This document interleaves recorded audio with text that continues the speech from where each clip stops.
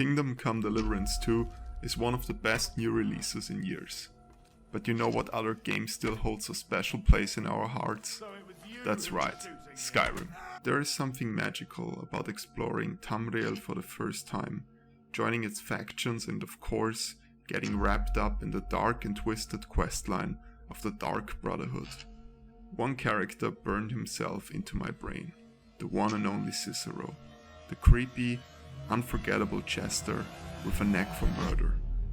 But here's where things get interesting. After a lot of careful research, I've uncovered a shocking truth. Henry, our hero in Kingdom Come Deliverance 2, is actually the great-great-grandson of Cicero. And I thought, what better way to honor his legacy than to bring the Dark Brotherhood back to life, medieval Bohemia style. Step 1. Founding the Dark Brotherhood. I called for a grand meeting and prepared an epic speech. The problem? Turns out nobody wants to attend a meeting where an assassination guild is being formed. Who knew? No matter. If I have to do this alone, so be it.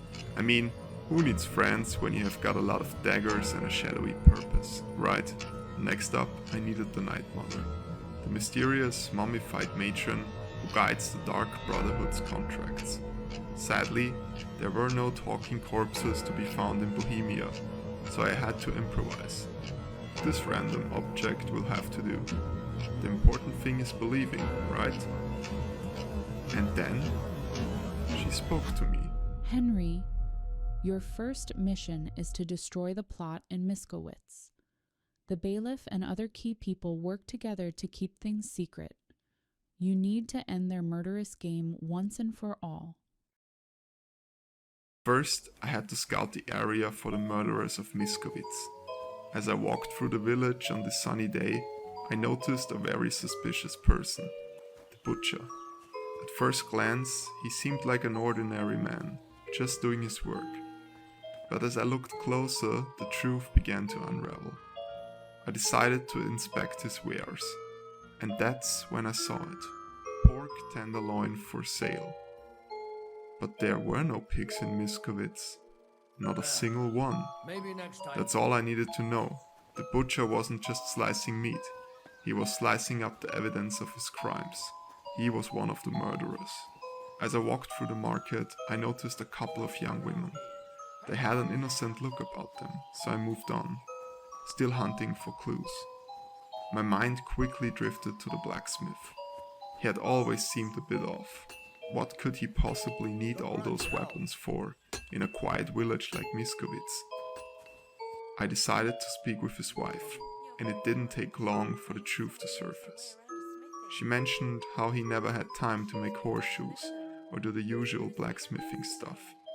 No wonder, he was too busy arming the murderers, and she knew it.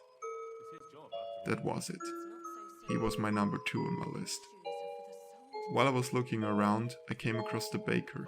He stood there in the middle of the street, surrounded by a few pieces of bread. But something felt off. There was no way he had been up all night baking. If he wasn't baking, then what had he been doing? The answer was clear. He had been up to something far more sinister. That's right, he was victim number 3.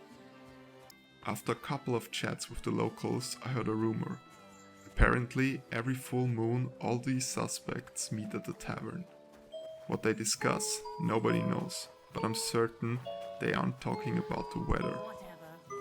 That could only mean one thing: the innkeeper was involved too. And then, of course, there was the bailiff. The Night Mother had spoken of him, and if she said he was part of the plot, then it had to be true. With my targets clear and my mission set, I moved on to the next step. I began my mission in broad daylight. I knew my time was limited, so I made the best of it. Victim number 1 was the captain of the guards. He was the only one who could end my mission if I got caught. So I took care of him, hid his body, and moved on. The other guards didn't notice a thing. Greetings. I was still undercover. Seeing that everyone was gathered in the town square, I decided to wait until nighttime. This way, I could fulfill my duty in the shadow of the night. As darkness fell and rain began to pour, I sneaked around the houses searching for my first main target. There he was, the farmer. He wasn't originally on my list, but if you connected the dots, it became clear he had to be part of the conspiracy too. I left his house and moved on to the blacksmith's home. Inside, I found him. I took care of him and his wife. She might have not been involved, but I couldn't risk being caught, and she seemed super suspicious.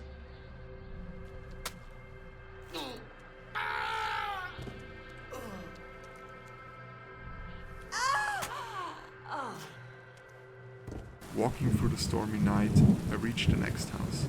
I lockpicked the door and entered. Poor girl Victoria. The roof must have been full of holes. I realized I had entered the wrong house. Undeterred, I moved to the next target. I was soaked to the bone, but the mission had to continue. I successfully picked the lock and entered the main room. There he was, the baker. I took care of him. But unfortunately, I was seen. I had to make a run for it. The guards were on high alert now, so I had to be extra careful. While running through the fields, I nearly died when the cows attacked me. Animals can sense bad people after all. I made my way to the inn's garden, where I saw the innkeeper's wife working in the middle of the night. Who works at this hour? She had to be part of the plot. 2 perfectly placed arrows ended her, and I gained access to the inn. Inside, I searched for the innkeeper. I found him in a room with 2 of his female employees. Not only a murderer, but an adulterer too. He needed to be taken care of. Next on the list was the butcher. I approached the house and started lockpicking his door. To my surprise, there were 2 people inside. I handled them both, but I was caught again and I had to flee. Luckily, without my armor, I was faster than the wind. Only one target remained, the bailiff. I thought he must have heard what was happening, so he might be hiding. I searched through several houses, but found no sign of him. Unfortunately, a peasant saw me and I had to silence him as well. You've no business here. Out! Don't aim at me! Are you mad?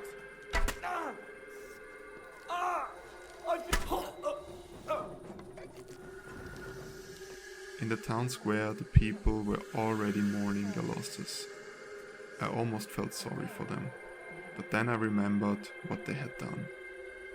I needed to end this quickly, so I set my sights on the main building. A lone guard stood between me and the bailiff. I changed that fact. So it was you who was shooting him? With the keys in hand, I entered the house. Feeling a bit hungry, I helped myself to a sip of soup before heading upstairs.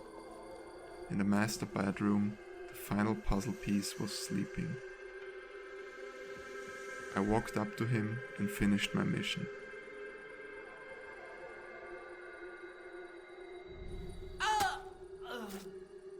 On the way out, I took care of his bodyguards to ensure a smooth escape. But then I got caught. My end was certain. I ran and shot my bow, and for a moment it seemed like I might make it. But as I thought I was free, only one guard stood in my way.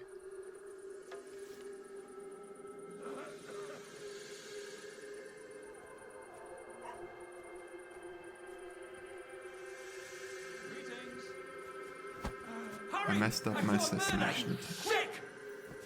I tried to shoot the guard, but his armor was too strong.